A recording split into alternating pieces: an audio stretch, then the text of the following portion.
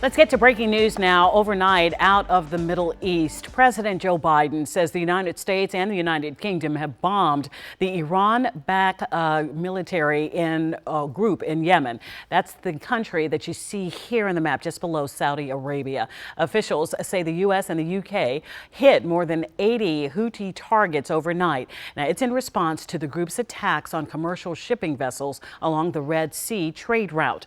Those attacks on those ships threaten to drive up the cost of oil, gas, and other goods globally. Now, this group says that their strike on ships are in retaliation for Israeli strikes in Gaza. But a coalition of world leaders, including the U.S. and the U.K., say these commercial vessels have nothing to do with the conflict. And in just 2 hours after this news broke, dozens of protesters made their way to the White House. They spent hours last night calling for an end to strikes like these. Marcella Robertson is live outside the Senate Hart building this morning. And Marcella, these protesters say they're just getting started.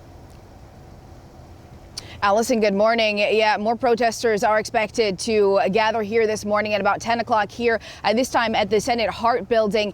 The protesters who gathered outside the White House last night, just hours after news of these strikes, say they fear that this is only going to widen the conflict right now in the Middle East. I want to show you some footage from those protests last night. Again, people gathering outside the White House just a couple of hours after the news broke. About 100 protesters or so condemning the U.S. strikes on Yemen. Now, some of the signs that were out there yesterday or last night reading, stop bombing Yemen, U.S. hands off Yemen. But as you mentioned there, both the White House and UK government say Thursday strikes were in response to repeated attacks on these commercial ships in that region. But those protesters say the attacks on the ships were in defense of the people in Gaza and the ongoing war there. Now, there's also been some criticism from members of Congress saying the Biden administration took this military action without the approval of Congress. But for those protesters out here last night, they say their biggest fear, again, is that this will only lead to more conflict. Take a listen.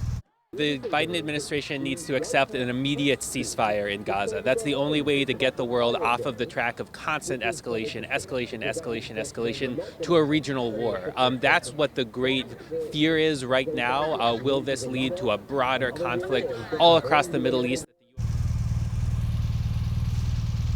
Again, many of those that were out at the White House protesting last night also calling for an end to U.S. aid to Israel. And those protesters are expected again out here at about 10 o'clock this morning here at the Senate Hart building. I also do want to mention this is also in addition to and ahead of a much larger demonstration planned at Freedom Plaza tomorrow, calling for an end to the conflict in Gaza. We'll have much more on that coming up at 6 o'clock. Back to you.